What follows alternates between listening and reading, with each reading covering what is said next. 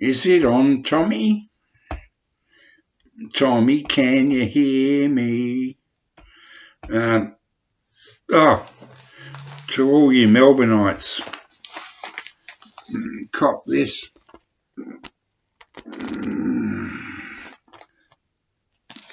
The Age is a pile of shit. The Sydney Morning Herald, bee's knees. The latest front page news on the Sydney Morning Herald is Bob Dylan. A photo taken of him in the 80s when he'd lost his cool completely. What a dick. But I must say, dear old Michael, 45 RPM Michael, you know what I mean, you know what I'm talking about. He really is a sensitive soul, and I was quite moved by his latest video on Joy Division, and talking about how much it meant to him. He really is a sensitive fellow, you know. I'm a fan. I was his number 6, or in German, 1, 2, 3, 4, 5, 6. I was number 6 subscriber to Michael Ludwig's in Dusseldorf. Oh, yeah. And Michael was reminiscing about his, when he was 15, trying to look into the club at 9 o'clock at night or something. And by golly, in that same Strasse in Dusseldorf, I vomited 20 Alts and 20 Schnapps. I knew this, my girlfriend was a hippie or something, and we lived in this squat in Dusseldorf, and the coppers used to raid it once a week with Alsatians or German Shepherds. Submachine guns were cool. Oh, I've done these videos before about my time in Dusseldorf. By God, I was a naughty boy in those days. But, I vomited across this. Oh, that's right. And my girlfriend, Regine, her friend was a friend of Ralph Hutter's sister, you know, Ralph Hutter, out of the Kraftwerk. And so he used to walk around. He was a really cool guy, this guy. Oh, my God. He had balls absolute balls. He had a little tiny bar, and it was, he used to dress up in an actual SS uniform, the real deal. He was totally anti-Nazi, don't get me wrong, but it was, talk about punk, that Johnny Rotten, that little Irish faggot, elbow the cunt in the eye, you know, and Steve Jones, tee-hee, cop this, you. And I hate the Sex Pistols, and I love Kraftwerk forever. And so he invited me down to his little bar. Oh my God. And he said, I've heard you Australians can drink. And I thought, well, you know, I don't mind, you know, about 16 schooners, you know, from starters. And I had, I think it was about 10 schnapps and 10 outs or 20. It was a lot. And it was all free. And I went, danke schön, mein Freund. And I walked out into the fresh air, and this Mercedes pulled up at the stoplight.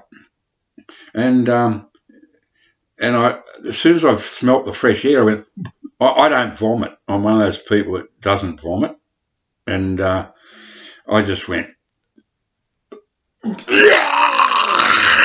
across this businessman's Mercedes windscreen. And I'll never forget it. He put the windscreen wipers on, and bits of corn and Christ knows what else I've been eating were flying everywhere. Anyway, good on you, Ben. Ben Rankins, our next Prime Minister. Sydney Morning Herald, Bob Dylan. Oh, yeah, off track. Yeah, and Michael was, imagine being a German and being a very sensitive person. I think he's, it's not something, it's just you don't show emotion in that place, you know what I mean? And, uh, I feel fatherly towards him, even though I'm only, 15 years older than him. Anyway, the baby Michael, I'd love to cuddle him and soothe him to sleep with a Normie Rose single. It's not easy loving you, baby. It's not easy. Gotta make a video soon. I've been meaning to do it, but I'm a lazy old bastard, I'm gonna do some sort of tape, with all my favourite bits from records over the last 60 years. It involves no music, just words.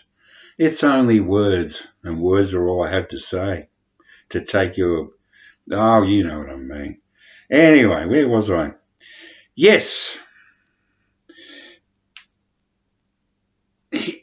Michael Ludwig in Dusseldorf loves the fall. I've done thousands of videos, okay, 100, okay, all right, maybe one or two videos where I said I bought at least half a dozen fall cassettes. I tried to sit in the train and get into the fall. I cannot get into Mark E. Smith in the fall, okay? Sorry. That's his favourite band. Good on him. That's great. But I could actually understand why Love Will Tear Us Apart meant so much. I had a young friend of mine I worked with, like me, a dubious character, born in Hong Kong, Chinese, Jimmy, great guy, huge record collector, ended up running his own label. We lost touch after I moved to the country, but the thing is, he was born around the same time as Michael Ludwig's in Dusseldorf, and he told me one day, he said, "Oh, look," he said, this Joy Division, Love Will Tear Us Apart, is the music of our generation. And I understood it. I really, really, really like it. But I thought, what would be my one? Well, for my generation, I was born in 1951 when King George VI was on the throne. Stalin, Putin's great-great-grandfather was killing millions of people. Good old Truman dropped the A-bomb on the Japs. So, things were pretty cool. And I thought, what would be my one? Well, for my generation, it was like a Rolling Stone, Bob Dylan. That's why I've got to keep showing the Sydney Morning Herald. You know what I mean? And like a Rolling Stone was my. He said at his age at 16, it was Joy Division. Well, at my age at 16, it was Bob Dylan. I mean, you cannot imagine how fucking fantastic that single, the first single over 6 minutes or something on the radio. I mean, this guy is a schmuck, to use a Jewish word. He's a schmuck.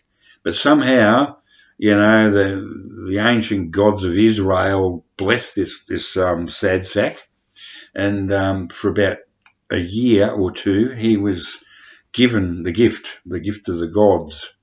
And so that was mine at the age of, say, 15, 16.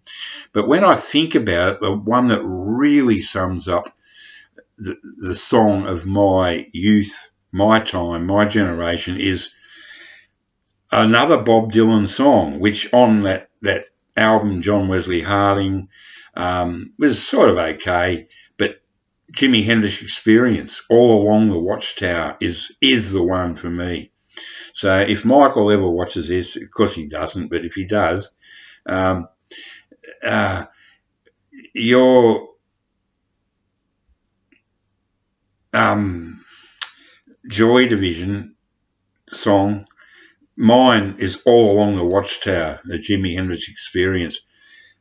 I'll never forget that. When that came out, I was waiting to be sent to Vietnam. And thank Christ the marbles and that barrel rolled my way for once, because for many years afterwards I was a massive gambler, and I think that's why I became a gambler, because I could not believe, unlike poor old Normie Rowe, the King of Pop 1965 from Melbourne, Ben Rankins. I'm not anti-Melbourne. The King of Pop, he went to Vietnam and he came back really fucked up.